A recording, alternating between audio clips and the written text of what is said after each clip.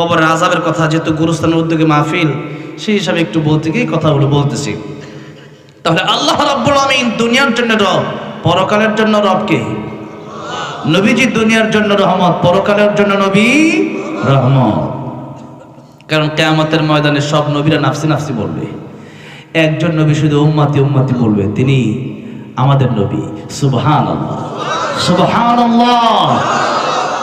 ভাইরা আমার, বাবাজিরা আমার, তাই আল্লাহ রাব্বুল আমিন বলেছেন, বন্ধু যদি বানাতে হয় 1 নম্বরে আল্লাহকে বানাবা, 2 নম্বরে নবীকে বানাবা, 3 নম্বর নামাজি ইমানদার ব্যক্তিকে বানাবা। কয়জনকে? 3 জন।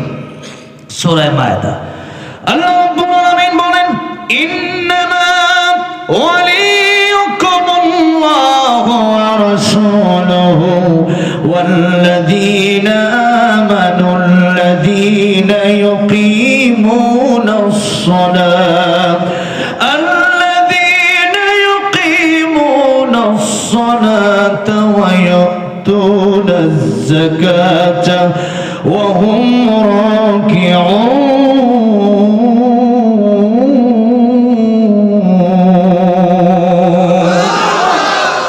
আল্লাহ বলেন 1 নম্বর বন্ধু তোমার আমি আল্লাহ। কারণ যখন তোমার কেউ ছিল না তখন ছিলেন আল্লাহ, যখন আবার কেউ রবে না, কবরে যেদিন দাফন করে দেওয়া হবে, ওই কবরে কোনো বন্ধ থাকবে না। বন্ধ থাকবেন কে? 2 নম্বর আল্লাহ বলেন ওয়া রাসূলুহু, 2 নম্বরে বন্ধ হবে আমার রাসূল। কারণ যে নবী তোমাদের জন্য সারা জীবন কাঁদলেন, আবার কিয়ামতের ময়দানে উম্মতের জন্য কাঁদতে কাঁদতে নবী পাগল পারা হয়ে যাবে। উম্মত জান্নাতে যাওয়া না পর্যন্ত নবীও জান্নাতে যাবেন। আল্লাহু আকবার। সেই নবীজি আমাদের পরম বন্ধু। তাই নবী বলেন, বন্ধু বানাবা কেমনে? মান হাব্বা সুন্নতি ফাকাদ হাব্বানি ওয়া মান হাব্বানি কানা মাই ফিল জান্নাহ। আমার সুন্নতকে ভালোবাসো, আমি নবীকে ভালোবাসা হয়ে যাবে। আর আমি নবীকে যারা ভালোবাসবা, আমি নবীর সাথে জান্নাতুল ফেরদাউসে তোমরা থাকবা। জোরে বলেন সুবহানাল্লাহ। তাহলে 1 নম্বর বন্ধু কি? আল্লাহ। 2 নম্বর বন্ধু নবী রাসূল, আমার রাসূল মুহাম্মদুর রাসূলুল্লাহ সাল্লাল্লাহু আলাইহি ওয়াসাল্লাম। 3 নম্বর বন্ধু আল্লাহ বলছেন, দুনিয়ার মানুষ বন্ধু হবে, কিন্তু দুনিয়ার সব মানুষে বন্ধু বানানো যাবে না। সৎসঙ্গে স্বর্গবাস, অসৎসঙ্গে সর্বনাশ। সাহাবতে সালেহ তোরা সালেহ কোনা, সাহাবতে তালেহ তোরা তালেহ কোনা। বন্ধু যদি বলা হয় ও বন্ধু আপনাকে নামাজের দিকে ডাকবে, বন্ধু যদি বলা হয় ও জান্নাতে যাবে, আপনাকেও জান্নাতের পথে নিয়ে যাবে। আর বন্ধু যদি বিড়িখোর হয়, সিগারেট খায়, আপনারা সিগারেট খাওয়াবে, বিড়ি খাওয়াবে। আমি অর্ধেক খাইছি, তুই অর্ধেক খা। ছোটবেলায় আমার বাড়িতে বেশি দূর নাই, যে শ্রীপুর, আমার একবার এক বিয়েতে কয়েক পোলাপান গেছে, আমার লয়ে গেছে প্রায় 2000 আরো 14-15 বছর আগের কথা, 2010 সাল 11 সাল ওই সময় হবে। যখন হিফজ শেষ করলাম তখন বলল যে আমরা সবাই মদ খাবো, চল মদ খাই। আমি বললাম তোরা মদ খাইতে পারোস, আমি খাইতে পারি না, কারণ তোরা মদ খাবি, তোদের হিসাব আল্লাহর কাছে তোরা দিবি, আমি হিসাব দিব কেমনে? আমার কেউ দেখবে না, দেখবে কে? এই হচ্ছে কথা। বন্ধু যদি নষ্ট হয় তাহলে আমিও নষ্ট হয়ে যাব ওই বন্ধুর সাথে চলার কারণে।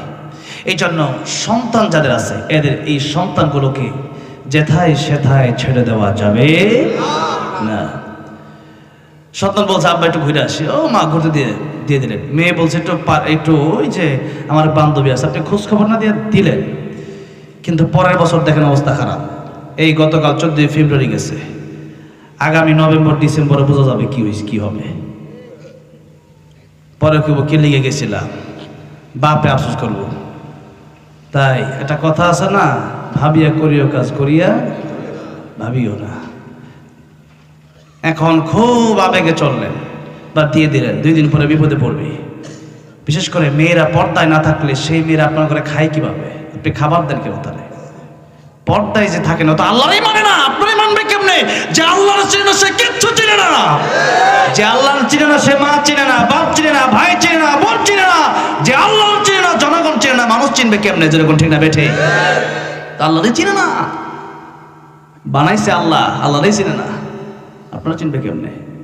এই জন্য আল্লাহর বিধান যা লঙ্ঘন করে তা আল্লাহ চিনে না। এই জন্য সন্তানকে, বিশেষ করে মেয়েদের পর্দায় না রাখলে ওইটার ফেতনাটা বেশি হয়। মেয়েরা একা জাহান্নামে যায় না তো, পর্দা না থাকার কারণে একটা মেয়েও জাহান্নামে যায়, এলাকার আরো 10টা যুবককে নিয়ে জাহান্নামে যায়। তাই মেয়েদের ব্যাপারে খুবই সেন্সিটিভ হতে হবে। কারণ নবীজি বলেছেন, আমি চলে যাচ্ছি আমার উম্মতের জন্য নারীর চেয়ে বড় কোনো ফিতনা দুনিয়াতে রেখে যায় নাই। এই জন্য নারীর পিছে যারা পড়েছে জীবন নষ্ট হয়ে গেছে। জীবন কি হয়েছে? তামা হয়ে গেছে। দুনিয়াতে সাধারণ যত ধরাই আছে, খাইলে ইজ্জত এরকম যায় না, কিন্তু এক জায়গায় ধরা খাইলে ইজ্জত সম্মান সব যায়। ওই জায়গা হলো নারী নিয়ে ধরা খাইলে, ঠিক না ঠিক পরে শেষ। তার নারীর পিছনে পড়ছেন, অবৈধ প্রেম করছেন, জীবন শেষ হয়ে গেছে, কপাল পড়ে গেছে। ওই দিক থেকে ফিরে আসেন, তওবা করেন। বলছিলাম, সঙ্গ যদি নষ্ট হয়ে যায়, ছেলে নষ্ট হয়ে যাবে, মেয়ে নষ্ট হয়ে যাবে। তাই আপনার ছেলে কোথায় চলে, আপনার মেয়ে কোথায় যায়, তা দেখাশোনা দরকার আপনার আছে না নাই? নিজে নামাজ পড়েন, আপনার পোলা কই গেছে, কই বিড়ি টানতেছে, খবর নাই। হবে না, দেখতে হবে ও কি করতেছে, ছেলে কি করতে গেছে দেখতে হবে, আপনার প্রয়োজন। আর এটা দেখতে হবে শুরু থেকে। বয়স হয়ে গেছে 25 বছর, এখন 1 বছর পানি পড়া দেন, আপনার 1 বোতল না 1 টাঙ্কি পানি দিলেও আপনার পানি পড়ায় কোনো কাজ হবে না। কেন? এখন দেয়া লাভ কি? সন্তান যখন শুরু থাকে তখন কাদামাটির মতো, এটাতে আপনি প্লেট বানাইতে পারবেন, কলসি বানাইতে পারবেন, আতলান বানাইতে পারবেন, যা মনে চায় তা বানাইতে পারবেন। কিন্তু বড় হয়ে গেছে মানে এখন শক্ত হয়ে গেছে, এখন আর কাজ হবে না। আল্লাহ যদি হেদায়েত না তাহলে শেষ। এই জন্য যখন সন্তান ছোট, তখন সন্তানকে শিক্ষা দিতে হবে কোরআন শরীফের শিক্ষা। কিসের শিক্ষা? কোরআন শরীফের শিক্ষা দিতে হবে। আর কোরআন শরীফের শিক্ষা যদি না দেন, বলেন হুজুর পানি পড়া দিন, পানি পড়ায় কাজ হবে না, তার ভিতরে তো আগে থাকতে হবে। যদি বলেন ঠিক না বেঠি? ভাইরা আমার, বাবাজিরা আমার, বিশেষ করে বাবাজিরা, সন্তান ডক্টরি হবে, ইঞ্জিনিয়ার হবে, ব্যারিস্টার হবে, উকিল হবে, জজ হবে, তাতে কোনো সমস্যা নাই। কিন্তু সন্তানকে প্রথমে আল্লাহ চিনান, সন্তানকে প্রথমে মা বাবা চিনান। আপনি যে তার মা বাবা, আপনার কদরটা কতটুকু বেশি চিনান। ওরে না চিনালেও তো আপনার খেদমত করবে না, ও আপনার হক আদায় করবে না। আমিরুল মুমিনের কাছে এক লোক আসলো, আমিরুল মুমিন আমার ছেলে আমার কথা শুনে না, কি করা যায়? আমিরুল মুমিনিন বলল, ও সন্তান তুমি কি তোমার বাবার কথা শোনো না? সন্তান বলল, আমিরুল মুমিনিন আমার কথা আমি শুনি না কেন? তার আগে আপনাকে জিজ্ঞাসা করতে চাই, সন্তান কি বাবাকে শুধু হক দিবে না তার বাবাও তার সন্তানের ব্যাপারে কিছু হক আছে? আমিরুল মুমিন ওমর রাদিয়াল্লাহু আনহু বললেন, বাবার সন্তানের বেলায় কিছু হক অবশ্যই আছে। প্রথম হক হচ্ছে বাবা হওয়ার মাধ্যম হচ্ছে বিয়ে করা। কি করা? এটা হচ্ছে প্রথম মাধ্যম। তাই প্রাথমিকভাবে যখন বিয়ে করবে কোনো যুবক, তখন থেকে তার সন্তানের হকের কথা চিন্তা করতে হবে। তার মা ভালো হতে হবে। মা যদি দেখে স্টার জলসা, ছেলে কয় আমি কার্টুন দেখবো, কি দেখবো? টম এন্ড জেরি, বুঝেন নাই? ওইটা দেখবে। কেন? মা কয় ঠিক আছে, আমি টিভি দেখি, তুই একটা আমার মোবাইলে তুই দেখ, দিয়ে দিছে। এরপরে নাটক সিনেমা এগুলো দেখাচ্ছে। ও চিন্তা করতেছে কি, আম্মু আমি শাকিব খান হব। কেন? কই শাকিব খান কত বড় নায়ক, ওই যে ঢুকে গেছে ছোটবেলায়, শেষ দিয়েছে শেষ করে। ছোটবেলায় আপনি আল্লামা সাইদির তাফসির শোনান, আল্লামা জুবাইর আহমদ আনসারী রহমাতুল্লাহ তাফসির শোনান, বড় বড় আলেমে দ্বীনের তাফসির শোনান, ওয়াজ মাহফিলগুলো ভিডিও আছে এগুলো শোনান, কোরআন শরীফ বেশি বেশি পড়েন। আর সন্তানের সবচেয়ে বড় শিক্ষক শিক্ষিকা তার মা তার বাবা, তার মা তার বাবা। মা বাবার কাছ থেকে সন্তান যা পায়, এটা সন্তান অন্য জায়গায় পায়, এটা হচ্ছে তার প্রথম শিক্ষা। তাই মা ভালো হতে হবে।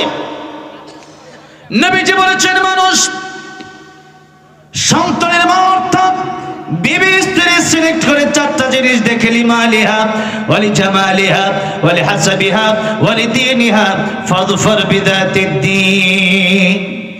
নবী বললেন মানুষ তার সম্পদ দেখে, মানুষ তার চেহারা দেখে, মানুষ তার বংশ দেখে, মানুষ দিনদারিতা দেখে। নবীজি বললেন দিনদার মেয়ে যদি পেয়ে যাও, দিনদার মেয়ে বিয়ে করে তোমরা ধন্য হয়ে যাও। সুবহানাল্লাহ পড়েন। তাই সিলেক্ট করার সময় অনেক অর্থ, অনেক সুন্দরী নাকি দিনদারিতা, কি দেখতে হবে? দিনদারিতা দেখতে হবে। মেয়েটা নামাজ পড়ে কিনা, মেয়েটা কোরআন পারে কিনা, মেয়েটা পর্দাশীল কিনা। আর মেয়ে পর্দা করে না, ও মেয়ের নিজেরই ঠিক নাই, ওর পেটে ভালো জিনিস আসবে না। এই জন্য মা ঠিক করতে হবে আগে, এরপরে সন্তানের নাম রাখতে হবে ভালো, এরপরে সন্তানকে কোরআন শিক্ষা দিতে হবে, তাহলে সন্তান মানুষ হবে। ভাইয়েরা আমার, বাবাজিরা আমার, লম্বা টাইম নিয়ে এই কথাগুলো বলতেছি বন্ধুর ব্যাপারে কথাগুলো বলার জন্য, যে বন্ধু যেন নষ্ট না হয়। বিড়িখোরের সাথে যেন আপনার সন্তান না চলে, গাঁজাখোরের সাথে যেন আপনার সন্তান না চলে। তাহলে তিনজন বন্ধু, আল্লাহ বলেন 1 নম্বর আল্লাহ, 2 নম্বর রাসূল, 3 নম্বর ওই মানুষ বন্ধু হবে আল্লাযীনা ইউকিমুনাস সালাতা ওয়া ইউতুনাজ যাকাত, যারা নামাজ কায়েম করে, যাকাত আদায় করে। অর্থাৎ নামাজি মানুষকে বন্ধু বানাতে হবে। কি মানুষকে? নামাজি মানুষকে।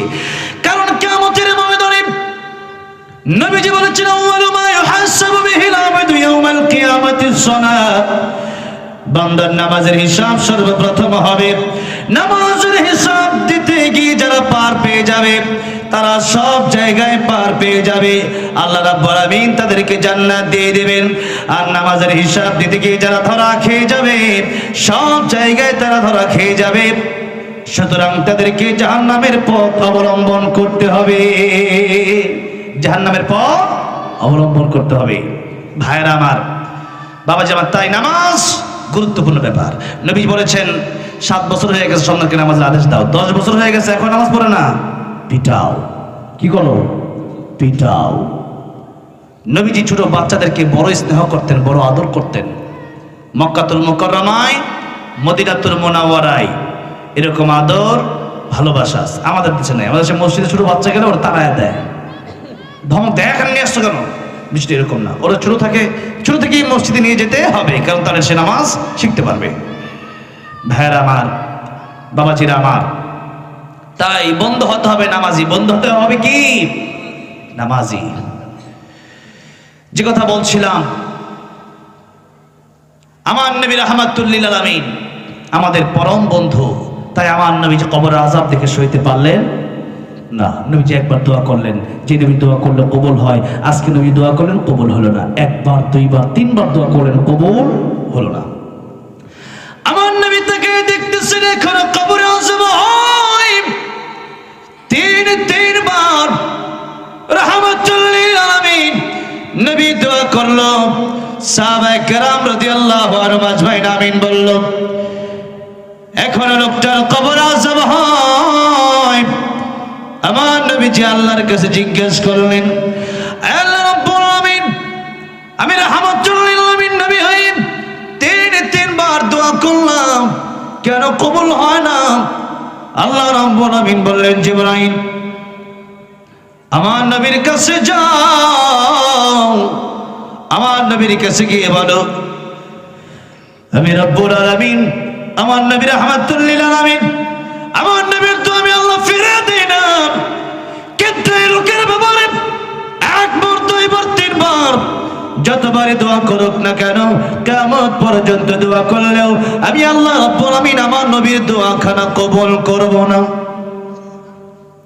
জিবরাইল তুমি বলে দেব আমার নবীকে, তার মাকে সে বড় কষ্ট দিয়ে দিয়েছে, মা যতক্ষণ পর্যন্ত ক্ষমা করবে না, আমার আল্লাহ রাব্বুল আলামিন ততক্ষণ পর্যন্ত ক্ষমা করবে না।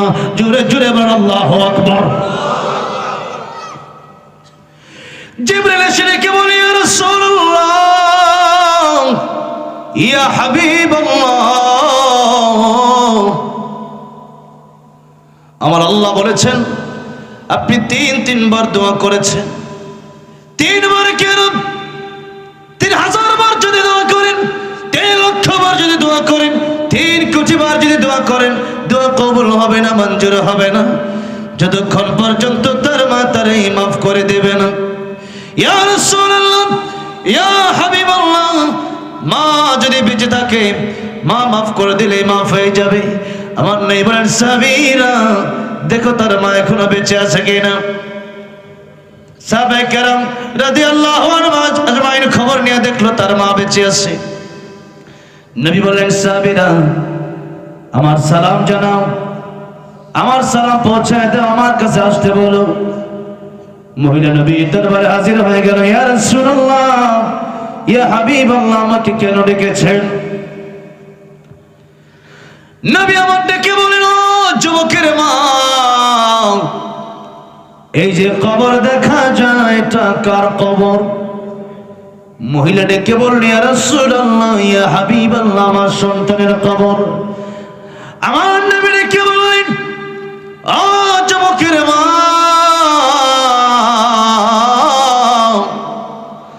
তোমার সন্তানের কবরে বড় আযাব হয়, তুমি কি তারে মাফ করতে পারো না? মহিলা ডেকে বলে ইয়া রাসূলুল্লাহ, ইয়া হাবিবাল্লাহ, আমার সন্তানকে মাফ করব না। আমার হৃদয় বড় পাথর হয়ে গেছে, এই সন্তানের জন্য কি না করলাম। জীবনের কত আরামের ঘুম আমি মাহারাম করে দিয়েছি। যুদ্ধের ময়দানের মতো বাচ্চা প্রসবের সময় বলতে রক্ত ঝরেছে, আমি জন্ম দুঃখিনী মা, এই সন্তানের জন্য এত কষ্ট করলাম, কিন্তু সেই সন্তান তার স্ত্রীর কথা শুনে আমাকে কেমন পিটান পেটালো। আমার পিঠে এখনো পিটানোর দাগগুলো আছে। ইয়া রাসূলুল্লাহ, এই সন্তান আমার হৃদয় পাথর করে দিয়েছে, আমি তারে মাফ করব না। নবী বললেন ও যুবকের মন, তুমি যদি মাফ না করো তোমার সন্তানের কবর আযাব বন্ধ হবে না। মহিলা বলি ইয়া রাসূলুল্লাহ, আযাব হোক, আমি মাফ করব না। মান নবী নে কেমন যুবকের মা, মাফ যদি না করো কিয়ামত পর্যন্ত কবর আযাব হবে, আর কোনো উপায় নাই। আমার নবীজি আল্লাহর কাছে এবারে আরেকটা দোয়া করলেন, আয় আল্লাহ রাব্বুল আলামিন, এই যুবকের মার অন্তর তো ঠান্ডা হয় না, নরম হয় না। আল্লাহ রাব্বুল আলামিন, আমি তোমার কাছে একটা দোয়া করি, কবর আযাব কেমন এটা তো তার মা জানে না, আমি দেখতেছি, আমি জানি। নবী আমার একদিন ডেকে বলেন, আমার মনে চাই আমি যেন আমার উম্মতের জন্য দোয়া করি, আমার উম্মত যেন কবরের আযাব দেখে। কিন্তু আমি নবী আমার উম্মতের জন্য দোয়া কেন করি না? কারণ আমার উম্মত কবর আযাব যদি দেখে মায়ের লাশ নিয়ে কবরে যাবে না, বাবার লাশ নিয়ে সন্তান কবরে যাবে না, ভাইয়ের লাশ নিয়ে ভাই কবরে যাবে না, আত্মীয় স্বজনের লাশ নিয়ে আত্মীয় স্বজন কবরে যাবে না। দুনিয়ার নিজাম পরিবর্তন হয়ে যাবে, দুনিয়ার মানুষগুলো কবর আযাব দেখে চিৎকার মেরে কলেজা ফেটে মরে যাবে, চাকরি বাকরি বন্ধ হয়ে যাবে, ব্যবসা বাণিজ্য বন্ধ হয়ে যাবে, দোকানপাট বন্ধ হয়ে যাবে, ইনকাম বন্ধ হয়ে যাবে, সাধারণ চলাফেরা বন্ধ হয়ে যাবে। আমার নবী কি বলেন, আমার উম্মতের জন্য আমি এই জন্য দোয়া করি না, কারণ হচ্ছে আমার উম্মতের নিজাম ঠিক থাকবে না, লাশ পচে যাবে, গলে যাবে বাড়িতে, কিন্তু লাশ কেউ ধরবে না আযাবের ভয়ে, গজবের ভয়ে লাশ কেউ ধরবে না। তাই আমি আমার উম্মতের জন্য দোয়া করি না। আল্লাহ রাব্বুল আলামিন, আজকে মহিলার জন্য আমি দোয়া করি, আমি যেমন কবর আযাব দেখি, এই যুবকের মাকে একটু কবর আযাব তুমি দেখায় দাও। আমার আল্লাহ আমার নবীর দোয়া কবুল করে নিলেন, মঞ্জুর করে নিলেন। আমার নবীজি বললেন, ও আমার বন্ধু, আমার হাবিব, আপনার দোয়া আমি এখন কবুল করে নিলাম। আমার আল্লাহ রাব্বুল আলামিন মহিলাকে তার সন্তানের কবর আযাব যখন দেখে দিয়েছে, একটা চিৎকার মারছে, ইয়া রাসূলুল্লাহ, ইয়া হাবিবাল্লাহ, কবরের আযাব এত ভয়ঙ্কর আমি বুঝি নাই, আমি ভাবি নাই। ইয়া রাসূলুল্লাহ, দুনিয়ার সব আযাব যদি একসাথে করা হয়, দুনিয়ার সব শাস্তি যদি একসাথে করা হয়, কবরের 1 সেকেন্ডের আযাবের সমান হবে না। নবী আমার ডেকে বলেন, এই দুনিয়াতে কবরে যে হাতুড়ি দিয়ে জাহান্নামী মানুষকে পিটানো হবে, ওই হাতুড়ি দিয়ে একটা বাড়ি যদি দেওয়া হয় উহুদ পাহাড়ে, উহুদ পাহাড় আমি দেখে এসেছি, প্রায় 8 মাইল লম্বা উহুদ পাহাড়, এক একটা বাড়ি দিলে উহুদ পাহাড় চূর্ণ বিচূর্ণ হয়ে যাবে। একটু চিন্তা করে দেখেন, একটা বাড়ি দিলে যদি উহুদ পাহাড় চূর্ণ বিচূর্ণ হয়ে যায়, আমাকে আপনাকে ওই হাতুড়ি দিয়ে বাড়ি দিলে আমার আপনার অবস্থা কি হবে? ও মুসলমান, এটা অনেক দেরি না, অনেক দূরে না, কবর আযাব বেশি দূরে না, আবার কবরের শান্তিও বেশি দূরে না।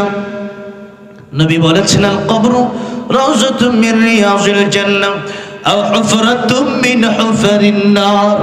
কবর কারোর জন্য জান্নাতের বাগান হয়ে যায়, কবর কারোর জন্য জাহান্নামের গর্ত হয়ে যায়। আর এটা বেশি দূরে না, এখন যদি মরে যান 5 মিনিট, 10 মিনিট, 15 মিনিট, 20 মিনিট, আধা ঘন্টা পরে মসজিদে এলান হয়ে যাবে, আব্দুর রহিম ইন্তেকাল করেছে, আব্দুর রহমান ইন্তেকাল করেছে, এলান হয়ে যাবে, একদিন তোমারই নাম মসজিদে হবে এলান, একদিন তোমারই নাম মসজিদে হবে এলান। তৈরি থেকো, তৈরি রেখো কবরের মাল সামান, একদিন তোমারই নাম মসজিদে হবে এলান।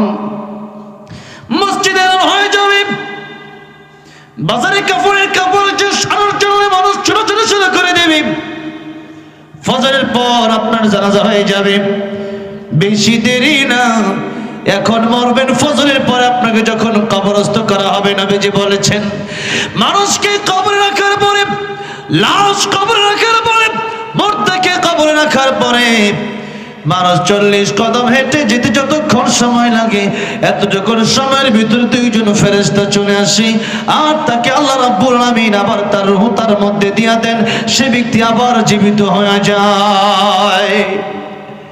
প্রশ্ন করা হয়, মান রব্বুকা ওয়া মা দীনুকা ওয়া মান নাবিয়ুকা? 3 প্রশ্নের জবাব যদি দিতে পারেন, কবর জান্নাতের বাগান হয়ে যাবে। আল্লাহ চিনেন না, নবী চিনেন না, দিন চিনেন না, নামাজ চিনেন না, কোরআন চিনেন না, কবর জাহান্নামের আগুন হয়ে যাবে। এই জন্য নবীজি বলেছেন, দুনিয়া মাসরাতুল আখিরাহ, এই দুনিয়া তোমাদের কাজের জায়গা, ভালো কাজ করলে ভালো ফলাফল পাবা, মন্দ করলে মন্দ ফলাফল পাবা। ভাইরা আমার, বাবাজিরা আমার, যুবকের মা যখন দেখলো কবরে আযাব হয়, যুবকের মা বলে, ইয়া রাসূলুল্লাহ, ইয়া হাবিবাল্লাহ, বুঝি নাই, ভাবি নাই কবর আযাব যে এত বেশি কষ্ট, কবর আযাব যে এত বেশি কঠিন। মহিলাকে বলে, ইয়া রাসূলুল্লাহ, আমি ভেবেছিলাম কবর আযাব বড় হালকা, কিন্তু এখন দেখি কবর আযাব বড় কঠিন। ইয়া রাসূলুল্লাহ, আমার সন্তানকে এই মুহূর্তে আমি মা হয়ে মাফ করে দিলাম। যে মুহূর্তে মা মাফ করে দিয়েছে সন্তানকে, আমার নবী তাকে দেখতেছেন। এতক্ষণ যে যুবকের কবর আযাব হয়েছে, নবী তিনবার দোয়া করলো, কবর জান্নাতের বাগান হলো না। মা যখন তারে মাফ করে দিল, সাথে সাথে কবর জান্নাতের বাগান হয়ে গেছে। মায়ের চোখে ঝরলে পানি, আল্লাহর আরশ কাঁপা যায়, কান্দে না যেন মায়, কান্দে না যেন মায়।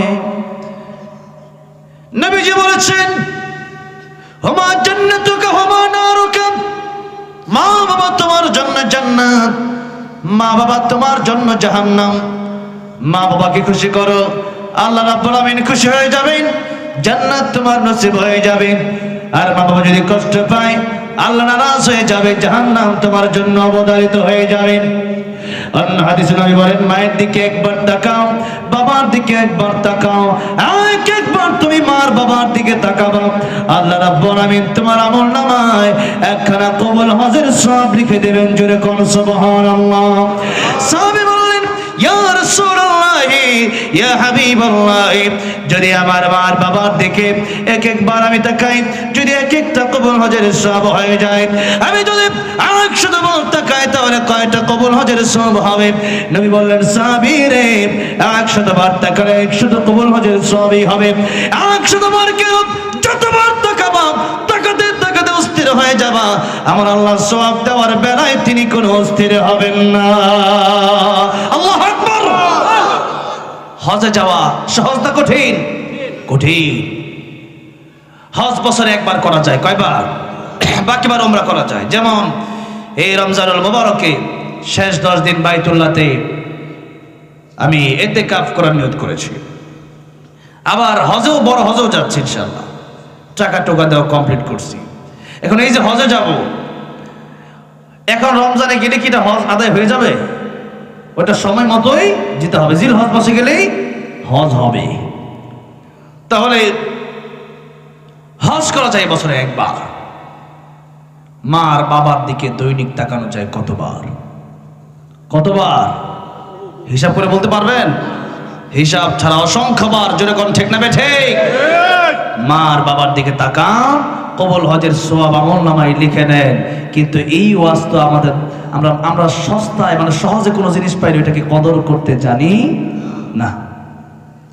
যে জিনিস কঠিন না সেটা কদর করি। এই যে আল্লাহ রাব্বুল আমিন এত সুযোগ করে দিলেন, বছরে একবার হজ করলাম, কবুল হলো কি হলো না জানি। মার বাবার দিকে একবার তাকাইলে কবুল হজের সওয়াব আছে না নাই? কবুল হজের সওয়াব। বছরে হজ আপনি একবার করলেন, টাকা লাগে 5-6 লাখ। এরপরে আপনি গেলেন, এরপরে হজ করলেন, কষ্ট করলেন। নবী বলছেন, আল হাজ্জুল হাজ্জু, ইসলামে দৈহিক ইবাদত আছে, আর্থিক আছে। আর্থিক যাকাত, দৈহিক নামাজ, এরকম অনেক ইবাদত আছে। আর হজ হচ্ছে দেহ এবং অর্থ উভয়টার সমন্বয়। দেহও লাগে, অর্থও লাগে, টাকাও লাগে। আপনি টাকা পয়সা খরচ করলেন, ওখানে গেলে অনেক কষ্ট হলেন, বছরে একবার হজ করে কবুল হলো কিনা জানি না। মার বাবার দিকে তাকালে কবুল হজের সওয়াব। তাহলে এই ইবাদতটা আজকে থেকে করা শুরু করার দরকার আছে না নাই? এটা এই আমল বাড়ি নিয়ে যা। ভাইরা আমার, বাবাজিরা আমার, অনেক লম্বা সময় ধরে কবরের কথা বলতে গিয়ে এতগুলো কথা বললাম। যেহেতু এখানে গুরুস্থান, কবরস্থান আশেপাশেই, কবরস্থানের প্রস্তুতি আমাদের নিতে হবে, কবরের জীবনের প্রস্তুতি আমাদের নিতে হবে। এই জীবনের প্রস্তুতি যারা নেয় না, এরা হচ্ছে পৃথিবীতে সবচেয়ে বোকা। এরা পৃথিবীতে সবচেয়ে কি বোকা। আর সবচেয়ে জ্ঞানী কি? নবীজি বলছেন, আল কিসু মান দানা নাফসুহু ওয়া আমিলা লিমা বাদাল মাউত।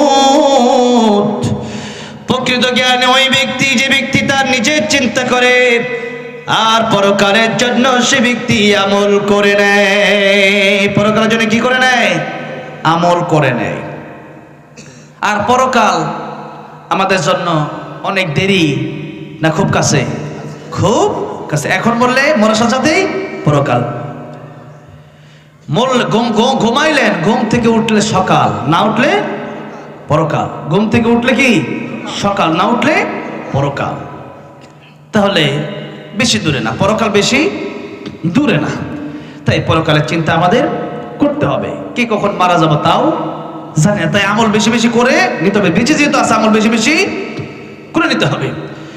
নবীজি সাহাবায়ে কেরাম রাদিয়াল্লাহু আনহুম আজমাইনকে একদিন বললেন, ও সাহাবীরা, নামাজের পরে ডান দিকে সালাম ফিরাইয়া বাম দিকে সালাম ফিরাবো, এই গ্যারান্টিটুকু আমি নবীও তোমাদেরকে দিতে পারি না।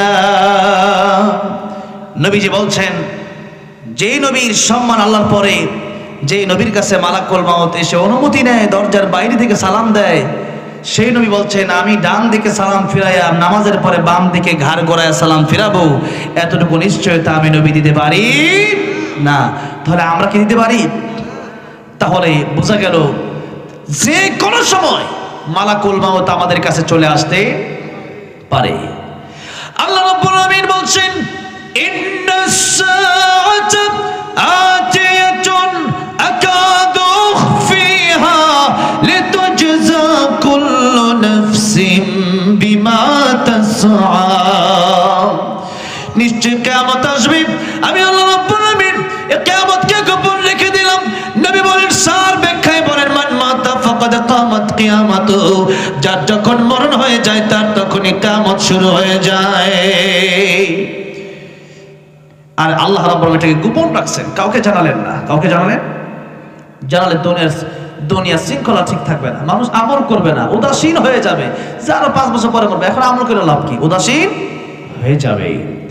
তাই কবি বলেছেন, আমার মরণ আসিবে কখন কেউ তো জানে না, আমার মরণ আসিবে কখন কেউ তো জানে না, এই দুনিয়া চিরজীবন থাকার জায়গা না, অন্ধকার কবর যে আমার আসল ঠিকানা, সবাই রেখে আমায় চলে যাবে সঙ্গী হবে না, সবাই রেখে আমায় চলে যাবে সঙ্গী হবে না, আমার মরণ আসিবে কখন কেউ তো জানে না।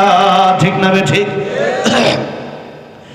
ইদা জা আজলুহুম লা ইস্তাখিরুনা সাআতান ওয়া লা ইস্তাকদিমুন। মরণের সময় যখন হয়ে যাবে, 1 সেকেন্ড আগেও মালাকুল মউত আসবে না, 1 সেকেন্ড পরেও আসবে না। তাই কার মরণ কখন হয়ে যায় জানি না, কার জন্য মালাকুল মউত তাসজিল দাঁড়ায় আছে জানি না, কার জন্য কাফনের কাপড় ইতিমধ্যে বাজারে চলে এসেছে জানি না। মরতে যেতে হবে, গুনাহ যেহেতু আছে সেহেতু আমাদের তওবা আমাদের করে নিতে হবে, মৃত্যুর প্রস্তুতি আমাদের নিতে হবে। আর মৃত্যুর প্রস্তুতি নেবেন মানে কিভাবে? মৃত্যুর প্রস্তুতি নিতে হবে বেশি বেশি নেক আমল করে। কি করে? নেক আমল করে। আর নেক আমল আপনি কেন করবেন? এই যে সামনে রমজান মাস আসতেছে, মানুষকে আল্লাহ রাব্বুল আলামিন মানুষের দেহটা তৈরি করেছেন 4টা জিনিসের মাধ্যমে, আগুন, পানি, মাটি, বাতাস। এই 4টা জিনিসের মাধ্যমে মানুষ বানায়, শুধু মাটি না, এই 4টা জিনিস দিয়ে বানাইছে। আর মানুষের জন্য খাবারের ব্যবস্থা আল্লাহ রাব্বুল আলামিন রেখেছেন, আগুন, পানি, মাটি, বাতাস, এই 4 বস্তু থেকে খাবারের ব্যবস্থাও রেখেছেন। এখন কথা হচ্ছে, মানুষের দেহটা মূল নয়, মানুষের অন্তরটা হচ্ছে মূল। মানুষের অন্তরটা কি? মূল। অন্তর ভালো হয়ে গেলে দেহ অটোমেটিকলি ভালো হয়ে যায়, আর অন্তর যদি ভালো না হয় দেহ ভালো হয় না। এখন আগুন, পানি, মাটি, বাতাস দিয়ে আল্লাহ দেহ বানিয়েছেন, তার খাবার আল্লাহ এই আগুন, পানি, মাটি, বাতাস থেকে রেখেছেন। রূহ সেটা কি জিনিস? রূহ হচ্ছে ইঞ্জিন। রূহ যেদিন চলে যাবে, আমি আর ওয়াজ করতে পারবো না, আমি আর বক্তা থাকতে পারবো না, সভাপতি থাকবে না, ইমাম সাহেব থাকবে না, মুয়াজ্জিন সাহেব থাকবে না, চেয়ারম্যান থাকবে না, এমপি মন্ত্রী আর থাকবে না। আব্দুর রহিম ইন্তেকাল করেছে। ইন্তেকাল মানে এক জায়গা থেকে আরেক জায়গায় চলে যাওয়া। তার মানে আব্দুর রহিম চলে গেছে, এখন ডাব্বা পড়ে আছে, এটা খোলা, এটা লাশ, লাশাই কিচ্ছু নাই। লাশাই মানে কি? কিচ্ছু নাই, কিচ্ছু না, এটাকে বলা হয় লাশ। এখন আব্দুর রহিম নাই, লাশ কোথায়? লাশ কোথায় মানে কি? আব্দুর রহিম তো গেছে গা, আব্দুর রহিম তো আমার কাছে চলে গেছে, এখন লাশ কোথায়? ডাব্বা, ডাব্বা যায়, ডাব্বাটা কোথায়? ইঞ্জিনটা চইলা গেলে হায়রে হায়রে হায়, ডাব্বাটা পইরা রইবে এই যে দুনিয়ায়, ঠিক কিনা? ইঞ্জিন চলে গেলে ডাব্বার কোনো দাম থাকবে না, খালি দেহ করে কেউ রাখবে না। যে ঘর বাড়ি আপনি বানালেন কোটি কোটি টাকা খরচ করে, সেই বাড়িতে একটা রুমও আপনার জন্য বরাদ্দ থাকবে না, ঠিক না বে ঠিক? তাই নবী বলেছেন তোমার তিনটা ভয় আছে, একটা ভয়ের নাম ধন সম্পদ, আরেকটা ভয়ের নাম আত্মীয় স্বজন, আরেকটা ভয়ের নাম নেক আমল। ধন সম্পদ মৃত্যুর সাথে সাথে আলাদা হয়ে যায়, মানুষ মৃত্যুর সাথে সাথে তার আত্মীয় স্বজন তার কবরে নামায়া পড়ে আলাদা হয়ে যায়, কিন্তু মানুষের নেক আমল এটা মানুষের সাথে কবর পর্যন্ত যায়, জান্নাত পর্যন্ত তারে পৌঁছায় দেয়। জোরে কোন সুবহানাল্লাহ। কিন্তু আমরা পাগল ধন সম্পদের জন্য, আমরা পাগল আত্মীয় স্বজনের জন্য, কিন্তু নেক আমলের জন্য আমরা পাগল না, ভালো কাজের জন্য আমরা পাগল না। তাই ভালো কাজের জন্য পাগল হওয়ার দরকার আছে না নাই? আছে। এই যে রূহ, এই রূহের অনেক দাম, রূহ না থাকলে কিচ্ছু থাকবে না। রূহ না থাকলে আমি কথা বলতে পারবো না, রূহ না থাকলে আমার খাওয়া দাওয়া বন্ধ হয়ে যাবে, রূহ না থাকলে আমার হাঁটা চলা বন্ধ হয়ে যাবে, রূহ না থাকলে আমার হাত নাড়ানো বন্ধ হয়ে যাবে, রূহ না থাকলে আমার দৃষ্টিশক্তি অন্ধ হয়ে যাবে, রূহ না থাকলে আমার কানে আর আমি শুনবো না, বধির হয়ে যাব। তাই রূহের বড় দাম। এবার আসলে রূহ কি জিনিস? আল্লাহ রাব্বুল আলামিন বলছেন, নবীর কাছে লোকেরা জিজ্ঞাসা করেছিল রূহ কি জিনিস, আল্লাহ বলছেন ইয়াসআলুনাকা আনির রূহ কুলির রূহু মিন আমরি রাব্বি ওয়া মা উতিতুম মিনাল ইলমি ইল্লা কালিলা। ওগো নবীজি, মানুষ আপনাকে জিজ্ঞাসা করে রূহ কি জিনিস, আপনি মানুষকে বলে দেন কুলির রূহু মিন আমরি রাব্বি, রূহ হচ্ছে আল্লাহর একটা হুকুমের নাম, যার কারণে এই পৃথিবীতে দেহ দেখা যায়, কিন্তু আল্লাহর হুকুম, যেমন নামাজ পড়লে সওয়াব দেখা যায়, কিন্তু পরকালে ঠিকই দেখা যাবে। এই যে আল্লাহর হুকুম, রূহ এটা পৃথিবীর কোনো বৈজ্ঞানিক দেখতে পারে নাই, পৃথিবীর কোনো দার্শনিক দেখতে পারে নাই। মানুষ মৃত্যুর পরে অনেক বৈজ্ঞানিক চেষ্টা করেছে রূহ আটকানোর জন্য, রূহ কিন্তু পারছে? এই পৃথিবীতে এমন ক্ষমতা পৃথিবীতে কারো নাই। সুতরাং রূহ এটাই হচ্ছে আসল। হিন্দুদের লাশ পোড়ায় দিলে কি হবে? রূহ তো ঠিকই চলে যায় জান্নাতে অথবা জাহান্নামে। লাশ পোড়ায় কোনো লাভ নেই, তো খালি ডাব্বা, লাভ কি? ইঞ্জিন হলো আসল, আব্দুর রহিম আসল, আব্দুর রহমান আসল, তার বডিটা আসল না, তার রূহটা আসল।